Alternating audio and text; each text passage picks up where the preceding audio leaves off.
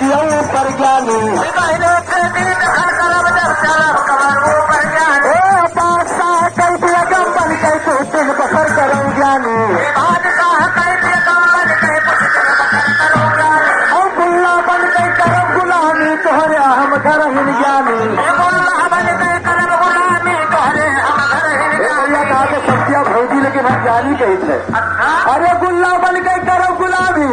अरे तोहरे हम